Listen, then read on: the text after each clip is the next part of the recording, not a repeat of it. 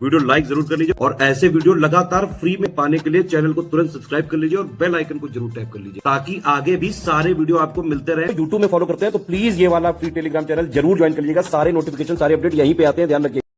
उत्तराखंड लोक सेवा आयोग की तरफ से यूकेपीएससी अपर प्रीलिम्स की प्रारंभिक परीक्षा 29 जून 2025 को कराई जाएगी। इसके बारे में नोटिफिकेशन भी आया था कि अधियाचन प्राप्त हो चुके हैं 122 और जल्द ही सीधी भर्ती के लिए विज्ञापन निकाला जाएगा। अभी भी विज्ञापन आया नहीं है, लेकिन आयोग ने स्पष्ट किया था कि परीक्षा 29 जून 2025 को ही आयोजित की जाएगी। उसी के अनुसार जो है सुनिश्चित करें कि अपनी तैयारी आप लोग कर लें। तो खैर हम नोटिफिकेशन का वेट तो कर ही रहे हैं। स्टडी फॉर सिविल सर्विसेज का लेटेस्ट पेड बैच भी शुरू हुआ है, क्योंकि अब से हमारे पास 55 दिवस करीब बच रहे हैं।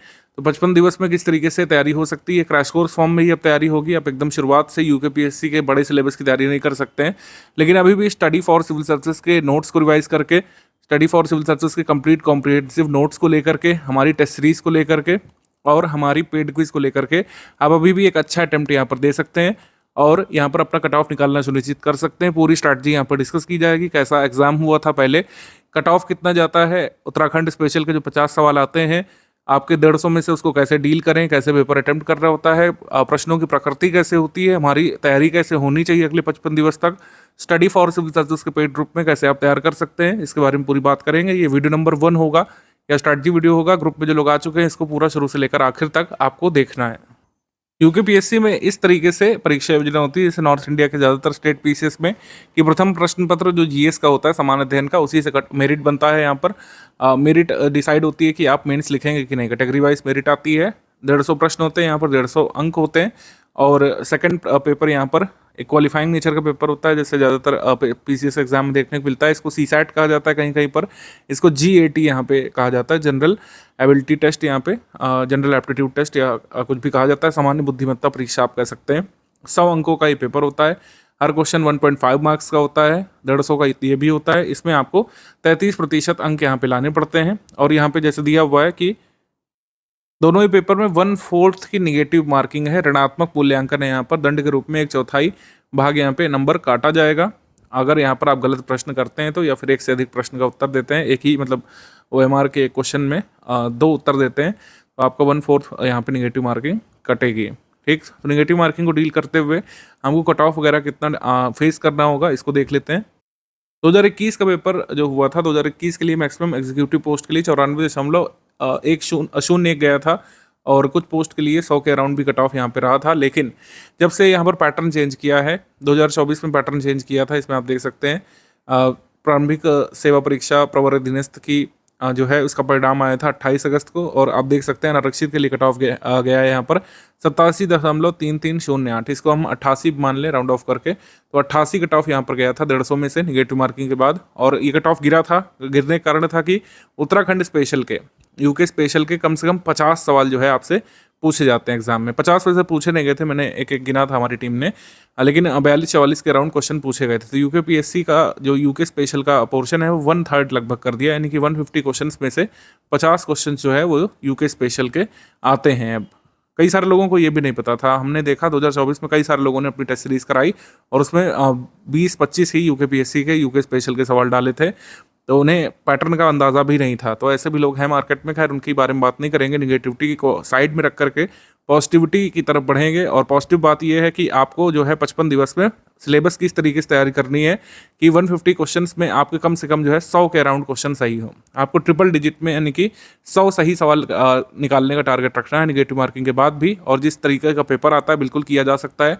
यूकेपीएससी में यूके स्पेशल पर आपको पकड़ बनाने की आवश्यकता होगी, तब जा करके आप यहाँ पर 100 क्वेश्चन निकाल पाएंगे, क्योंकि आपको 50 में से 35 क्वेश्चन तो कम से कम 32-35 क्वेश्चन निकालने ही पड़ेंगे यूके स्पेशल के, उत्तराखंड स्पेशल के, यानी कि उत्तराखंड का इतिहास, भूगोल, कला, संस्कृति, साहित्य, वाणिज्य, व्यापार, उत्तराखंड का बजट और जो भी मतलब रिपोर्ट्स आती हैं इकोनॉमी संबंधी, पॉलिटी संबंधी, एक्ट्स वगैरह पढ़ते हुए, पंचायती राज उत्तराखंड का कवर करते हुए, उत्तराखंड का करंट अफेयर करते हुए आपको 35 सवाल तो निकालने ही पड़ेंगे 50 में से, तब जाकर के कट ऑफ का टारगेट अचीव हो पाएगा।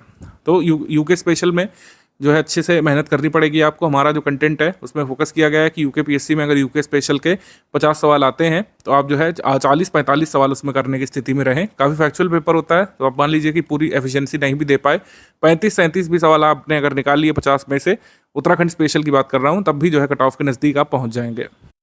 अब अपने टारगेट तो अचीव कर लिया, अचीव करने की बात एक्चुअली कर ली। अचीव टारगेट केवल खाली बात करने से नहीं होता, ऐसे तो हर कोई पीसीएस पे सिलेक्ट हो जाता है यूपीएससी में।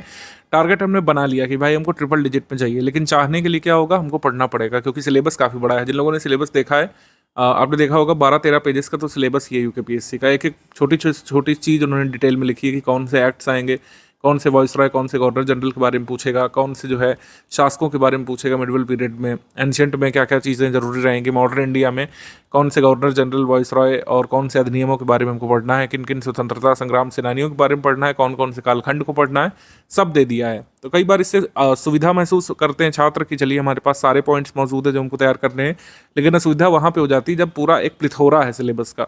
इतना बड़ा सिलेबस है 13-14 पेजेस का, तो उसमें कई लोग कंफ्यूज हो जाते हैं। और आपने देखा होगा यूट्यूब में कई सारे ऐसे लोग हैं जो आपको रेमेडी नहीं देंगे, आपको हेडेक और बढ़ा देते हैं। वो कहते हैं कि भाई ये 18-20 बुक तैयार करनी पड़ेगी। 18-20 बुक कई सारे लोग तैयार करते हैं, सिलेक्ट भी हो जाते हैं, इस पर कोई दो राय नहीं है। लेकिन 55 दिवस जब आपके पास बचे हों तब आप 18 किताबें नहीं पढ़ सकते हैं, आप 8 भी नहीं पढ़ सकते हैं। आपको ऐसे कंप्लीट कॉम्प्रिहेंसिव स्टडी मटेरियल की ज़रूरत होती है जिसको पढ़ करके आप अपना कट ऑफ निकाल सकें। स्टडी फॉर सिविल सर्विस के बारे में बता दूं कि पिछले 9-10 वर्षों से स्टडी फॉर सिविल सर्विस इसी फील्ड में है। नॉर्थ इंडिया के जितने भी स्टेट पीसीएस की हमने तैयारी कराई है, यथा यूकेपीएससी हो गया, यूपीपीएससी हो गया, और बिहार पीसीएस हो गया, और राजस्थान पीसीएस जो आरएस का एग्ज़ाम होता है उसमें भी हमने तैयारी कराई है, एमपीपीएससी में तैयारी कराई है, और हज़ारों लाखों लोग जो है अपना प्रीलिम्स मेंस एग्ज़ाम निकाल चुके हैं। ठीक है, तो जितने भी स्टेट पीसीएस की हमने तैयारी कराई है, एटलीस्ट हिंदी बेल्ट को हमने पूरा कवर किया, एनालाइज किया है, तो उसमें ये निष्कर्ष निकलता है कि अगर आप एक रेलिवेंट स्टडी मटेरियल पढ़ेंगे, सिलेबस की डिमांड को पूरा करने वाला स्टडी मटेरियल पढ़ेंगे और रिवीजन करेंगे, अच्छे से प्रैक्टिस करेंगे पूरे सिलेबस की, तो जो है निकाला जा सकता है एग्ज़ाम की डिमांड पूरी करके आप एग्ज़ाम का कट ऑफ निकाल सकते हैं और फाइनली भी सिलेक्ट हो सकते हैं।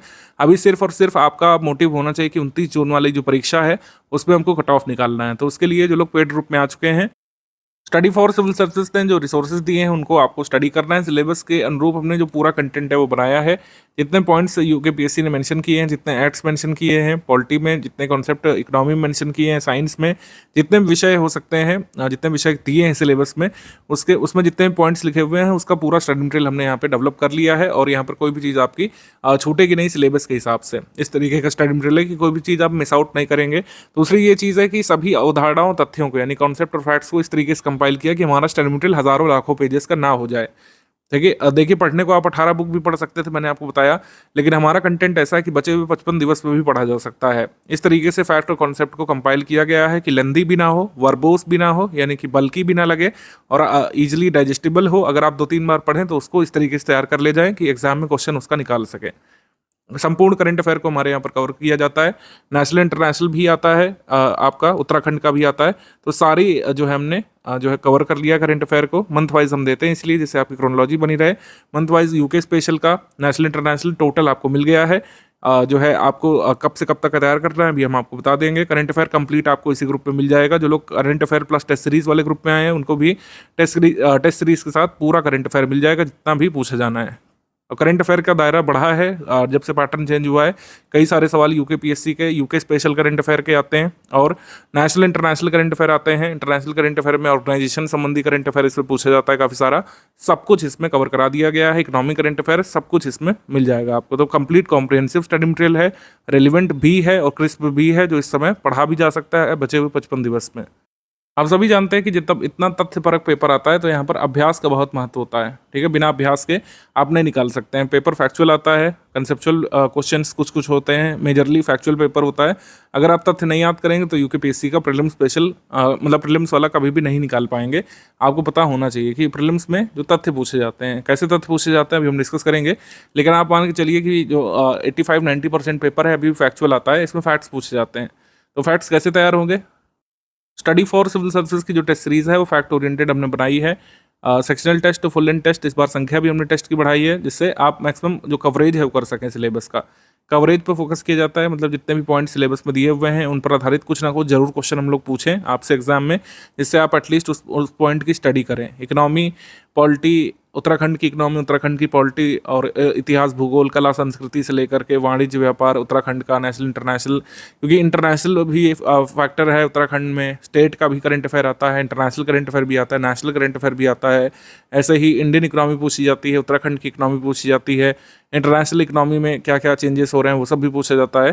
तो पूरा कवरेज यहाँ पे रखा गया है कि टेस्ट सीरीज में बारीकी से हम लोग पूरे सिलेबस का कुछ कुछ कवर करें, और ऐसा कवरेज आपको कहीं पर भी देखने को मिलेगा, कहीं पर भी देखने को नहीं मिलेगा। पैटर्न ओरिएंटेड हमारी टेस्ट सीरीज है। जैसे मैंने आपको बताया कि 2024 में सिलेबस चेंज हुआ था, किसी ने अपनी टेस्ट सीरीज में बदलाव नहीं किया था। लोगों ने 20-22 सवाल उत्तराखंड स्पेशल के दिए थे, उससे अधिक नहीं दिए थे। लेकिन स्टडी फॉर सिविल सर्विसेज ही एकमात्र ऑनलाइन इंस्टीट्यूट ऐसा है जिसने लेटेस्ट पैटर्न पर टेस्ट सीरीज आपको उपलब्ध कराई थी, और हमारे टेस्ट में 50-52 क्वेश्चन यूके स्पेशल के होते ही होते हैं। ठीक है, एक और जो कह सकते हैं सोपान होता है हमारी प्रैक्टिस का, वो होता है पेड क्विज। पेड क्विज में पूरे सिलेबस के मोस्ट इंपॉर्टेंट फैक्ट्स का, कॉन्सेप्ट का हम लोग रिवीजन कराते हैं। तो टेस्ट सीरीज के साथ पेड क्विज करके आप इस तरीके से तैयारी कर ले जाते हैं कि अगर आपने एक दो बार जो है अच्छे से सिलेबस को पढ़ लिया, रिवाइज कर लिया और टेस्ट सीरीज पेड क्विज लगा ली, तो कट ऑफ निकालने की आपकी संभावनाएं कई गुना बढ़ जाती हैं। इतना सब कुछ करने के बाद सबसे बड़ी जिम्मेदारी कैंडिडेट के ऊपर ही होती है। आप कितना भी अच्छा स्टडी मटेरियल ले लें, कितना भी अच्छा टेस्ट सीरीज ले लें, अगर आप रिवीजन नहीं कर रहे हैं तो फिर गाड़ी फंसती है हमेशा ही छात्रों की कट ऑफ में। तो रिवीजन करते रहना आपकी रिस्पॉन्सिबिलिटी होगी। इसमें कोई एक्सटर्नल हेल्प आपकी सहायता नहीं कर सकती है, मतलब एक्सटर्नल कोई भी एड आपको कट ऑफ के उस पार नहीं ले जा सकता है। उस पार आप ही को पहुंचना है। जितने भी रिसोर्सेज की ज़रूरत है, बेस्ट रिसोर्सेज की ज़रूरत है, वो स्टडी फॉर सिविल सर्विसेज आपको इस पेड ग्रुप में मुहैया करा ही रहा है। आपने खुद ही देख लिया होगा कि पेड क्विज में कितने लंबे समय से हम प्रैक्टिस करा रहे हैं, जिसका लाभ आपको डायरेक्टली एग्जाम मिलेगा। हमारी टेस्ट सीरीज कैसी है, एकदम पैटर्न ओरिएंटेड है। सभी तरीके के सवाल जो अभी तक पूछे गए हैं, जो आगे पूछे जा सकते हैं, सभी तरीके के सवाल यहाँ पे आपको प्रैक्टिस करा दिए जाते हैं हमारी टेस्ट सीरीज में। अब कुल 55 दिवस आपके पास बच रहे हैं क्रैश कोर्स फॉर्म में स्टडी करना है। डेली कम से कम 8 से 10 घंटे आपको निकालने चाहिए। वर्किंग एस्पिरेंट्स को भी कम से कम 6.5-7 घंटे तो निकालना ही पड़ेगा किसी भी हालत में, अदरवाइज कट ऑफ का आप सपना भूल जाइए। अगली बार के लिए तैयारी करिए, अगली बार पता भी नहीं होता है कि वैकेंसी कब आएगी। अगर आप स्टडी फॉर सिविल सर्विसेज के ग्रुप में आ चुके हैं तो स्ट्रैटेजी देखने के बाद आपको पढ़ाई यहाँ पर शुरू कर लेनी होती है। और पढ़ाई के लिए दिया क्या क्या गया है इसको हम लोग देख लेते हैं। स्टडी मटेरियल वाले ग्रुप में आपको जोड़ा गया होगा, जिसमें सारी चीज़ें आपको दिख रही होंगी। स्टडी मटेरियल संबंधित करंट अफेयर को डे वाइज मॉड्यूल में हम लोग कवर नहीं करेंगे, इसको मंथ वाइज हमने दे दिया है क्योंकि अब ज़्यादा समय नहीं है। जून 2024 से आपको तैयार करना है। जून 2024 से लेकर अप्रैल तक का दे दिया गया है। ठीक है, अप्रैल तक का नेशनल इंटरनेशनल करंट अफेयर जो है दे दिया गया है। जून तक का आपको तैयार करना है, करीब 9 जून तक का आपको तैयार कर लेना है। 9 जून तक का current affair study for civil services आपको उपलब्ध कराएगा 9 जून 2025 तक का। इतना आपको तैयार कर लेना है। अभी तक का जितना अप्रैल तक का दे दिया गया है उसको आप प्रिपेयर करने लगिए, एकदम बिल्कुल अच्छे से तैयार करिए, क्योंकि मैक्सिमम क्वेश्चन जो है इसी से आने वाले हैं। मैं दावा तो नहीं करता हूं, लेकिन कई बार ऐसा भी हुआ है पास्ट में कि सारे के सारे करंट अफेयर के question study for civil services से आ गए हैं एग्जाम में। इस बार भी ऐसा हो सकता है। हमने अपनी कवरेज को और अच्छा इंप्रूव किया है। तो आप मान के चलिए कि करंट अफेयर के जितने भी क्वेश्चन आएंगे, नेशनल इंटरनेशनल करंट अफेयर के, उत्तराखंड स्टेट के करंट अफेयर के, आप हमारे स्टडी मटेरियल से कर सकते हैं। बहुत स्कोरिंग सेक्शन आपका रहेगा, और अगर आप सारे करंट अफेयर के सवाल निकाल लेते हैं तो कट ऑफ जितना आपका टारगेट है 90 के आसपास का, 1/3 पोर्शन करीब 30-32 सवाल ऐसे ही निकल आएंगे करंट अफेयर को तैयार करके। तो करंट अफेयर ऐसे तैयार कर लीजिएगा। यहाँ पे सब्जेक्ट वाइज कंप्लीट नोट्स हमने दे दिए हैं। कोई मॉड्यूल वगैरह में डिवीजन इस बार नहीं करेंगे, क्योंकि अब ज़्यादा दिवस नहीं बचे हैं। मॉड्यूल वाइज जो है कंटेंट नहीं आएगा। उत्तराखंड के कई सारे पॉइंट्स हैं, और जो है नेशनल इंटरनेशनल के कई सारे पॉइंट्स हैं। मतलब आपको इंडियन हिस्ट्री पढ़ना है, आपको जो है उत्तराखंड का इतिहास भी पढ़ना है, आपको वर्ल्ड ज्योग्राफी पढ़ना है, इंडियन ज्योग्राफी पढ़ना है, उत्तराखंड की ज्योग्राफी भी पढ़ना है, आर्ट कल्चर भी पढ़ना है, देश का और आर्ट कल्चर आपको पढ़ना है उत्तराखंड का भी। तो सब्जेक्ट वाइज कंप्लीट नोट्स हमने दे दिए हैं। सब्जेक्ट वाइज आप पढ़ना शुरू करिए। अपने हिसाब से आप स्ट्रैटेजी बनाइए, डेली कितने सब्जेक्ट लेकर के आपको चलना है। अब आप 55 दिवस में अपने हिसाब से स्ट्रैटेजी बनाइए कि कितना आप जो है डेली 8-9 घंटे में कर सकते हैं। टारगेट बस स्पष्ट रहे। हमारे पास 55 दिवस बचे हैं, तो कम से कम सभी नोट्स की एक बार रीडिंग मैंडेटरी है, और एक बार रिवीजन मैंडेटरी है। इतना अभी भी किया जा सकता है डेली 8 से 10 घंटे दे करके, और इतने ही टाइम फ्रेम में आपको सारे टेस्ट सीरीज सॉल्व करने हैं, सारी पेड क्विज लगानी है। इसी वजह से मैंने कहा सिर्फ एक बार की रीडिंग और एक बार रिवीजन, इतना अगर कर ले गए तो अभी भी कट ऑफ निकाला जा सकता है। और निकालने वाले अभी भी जो है ये कर लेंगे।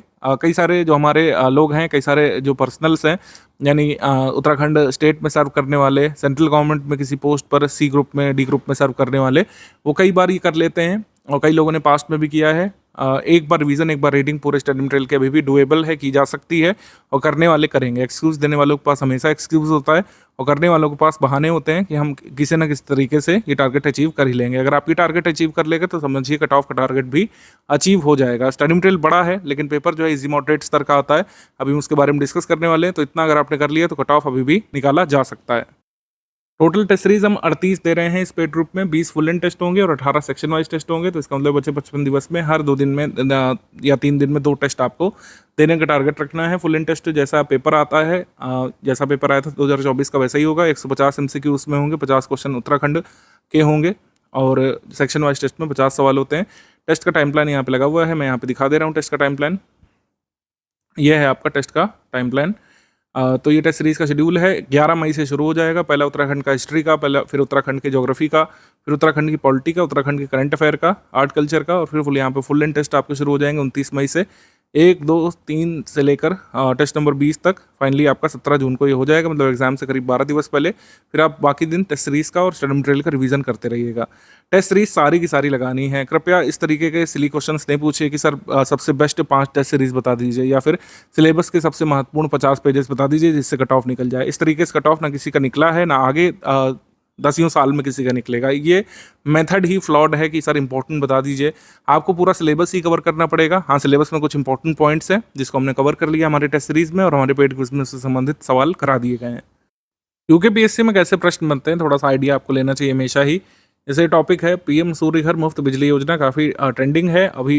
इस साल जितने भी पेपर हुए हैं इसमें कुछ ना कुछ इससे ज़रूर पूछा गया है। उत्तर प्रदेश में, मध्य प्रदेश में भी, और जहाँ अगर भी कहीं भी पेपर हुए हैं स्टेट पीसीएस के वनडे एग्जाम्स में, इस स्कीम से ज़रूर कुछ ना कुछ पूछा गया है। ये स्कीम आपके यूकेपीएससी के लिए भी बेहद ज़रूरी स्कीम है, इस वजह से इसका एग्जाम्पल मैं देता हूँ। जैसे पीएम सूर्य घर मुफ्त बिजली योजना है, इसका उद्देश्य क्या है? इसका उद्देश्य है घरों में मुफ्त बिजली उपलब्ध कराना। लेकिन ऐसा नहीं है कि मुफ्त बिजली बांटने लगेंगे या फिर जो बिजली का बिल आएगा उसमें सब्सिडी दे देंगे, ऐसा कुछ नहीं है, ठीक। वो अलग योजना है। घरों में सौर पैनल लगाने में सरकार हेल्प करेगी, सब्सिडी देगी, और उससे जो बिजली बनेगी वो एक तरीके से मुफ्त प्राप्त होगी लोगों को। तो सरकार के बिजली खर्च को कम कर रहा है, नवीकरणीय ऊर्जा उपयोग का संवर्धन कर रहा है, और कार्बन उत्सर्जन में कमी लाना है। ये मुख्य उद्देश्य हैं पीएम सूर्य घर मुफ्त बिजली योजना के। अब इसके प्रावधान यहाँ पर किए गए हैं कि जो परिवार हैं भारत में, जितने भी अलग अलग स्टेट्स हैं, जहाँ जहाँ पर परिवार रहते हैं, जिनके पास एक घर है और उनकी छत है, मतलब जिनका जो अपना घर है और उनकी जो छत है उस पर सौर पैनल लगाने में सरकार हेल्प करेगी। सौर पैनल इंस्टॉलेशन एक महंगा इंस्टॉलेशन होता है, उसमें इक्विपमेंट लगता है, सौर पैनल लगते हैं, इन्वर्टर लगता है, उसको जो है नेट मीटरिंग कराना पड़ता है, जो है क्षेत्रीय बिजली विभाग में जा करके। तो इतना सब कुछ कराने में खर्चा आता है। तो इस खर्चे से लोग बचते हैं और कई बार सौर पैनल घर पर नहीं लगाते हैं। तो सरकार ने क्या कहा है कि सौर पैनल लगाने के लोगों को प्रोत्साहित करेगी और सब्सिडी देगी। जैसे सरकार ने कहा है कि अगर किसी के यहाँ पर 1 से 2 किलोवाट का मीटर लगा है तो उसको जो है प्रति किलोवाट 30,000 रुपये के हिसाब से सब्सिडी दी जाएगी। 1 किलोवाट का सौर पैनल लगाने के लिए 30,000 की सब्सिडी, 2 किलोवाट तक का सौर पैनल लगाने के लिए 60,000 तक सब्सिडी मिलेगी।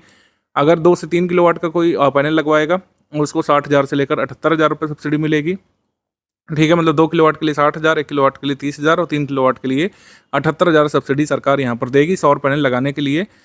और डायरेक्ट बेनिफिट ट्रांसफ़र के माध्यम से ये पैसे जो है डायरेक्टली बैंक खाते में लोगों के भेजे जाएंगे। पूरी प्रक्रिया ऑनलाइन रखी गई है। इसमें ये कहा गया है कि जो है 2 किलोवाट तक का जो इंस्टॉलेशन का खर्च आता है उसका 60% तक सरकार वहन करेगी। ये लर्न कर लीजिएगा, 2 किलोवाट तक 60% सरकार वहन करेगी, और बचा हुआ जो 1 किलोवाट है, मतलब तीसरे किलोवाट में कोई लगाता है सौर पैनल तो उसका 40%।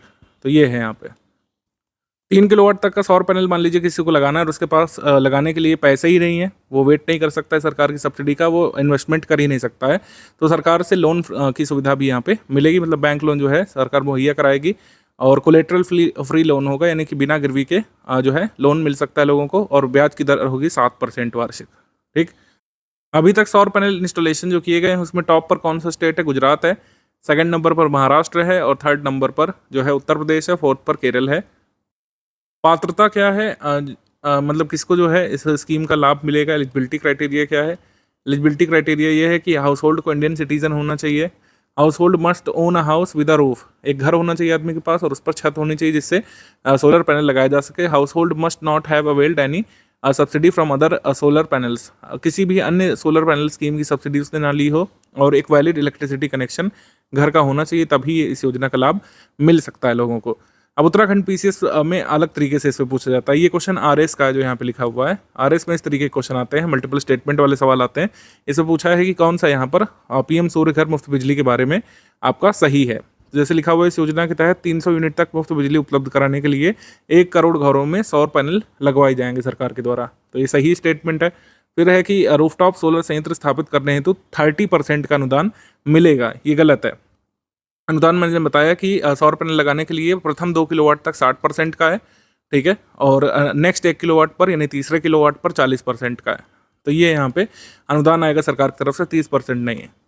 तो इसके बाद क्या है कि 100% ऑनलाइन सिस्टम है, रजिस्ट्रेशन, एप्लीकेशन, अप्रूवल और जो सब्सिडी ग्रांट की जाती है उसका पूरा ऑनलाइन सिस्टम है, कोई भी फिजिकल वेरिफिकेशन नहीं होता है इसमें। तो ये सही है। इसके बाद है कि provision of bank loan eight interest rate of 4%, 4% की रेट से बैंक लोन यहाँ पे मिलता है। तो ये गलत है, 7% की रेट से इंटरेस्ट पर बैंक लोन यहाँ पे मिलता है। अभी उत्तर प्रदेश में एक एग्जाम हुआ था, उसमें पूछा है पीएम सूर्य घर मुफ्त बिजली योजना के तहत आवासीय घरों में 2 किलोवाट तक के क्षमता के लिए प्रति किलोवाट सब्सिडी कितने मिलेगी, तो 30,000। यहाँ पर आंसर हमारा बी हो जाएगा। अब यूकेपीएससी इस तरीके से आपसे सवाल पूछ सकता है इस टॉपिक में से। जैसे पूछ सकते हैं कि पीएम सूर्य घर मुफ्त बिजली योजना की लॉन्च डेट क्या है, या लॉन्च ईयर पूछ सकते हैं। तो ये 2024 में आया था, फरवरी में अनाउंस की गई थी योजना, 13 फरवरी को स्पेसिफिकली अनाउंस की गई थी। पीएम सूर्य घर मुफ्त बिजली योजना के बारे में निम्नलिखित में से कौन सा कथन गलत है, थोड़ा सा कंसेप्चुअल बना सकते हैं इसको।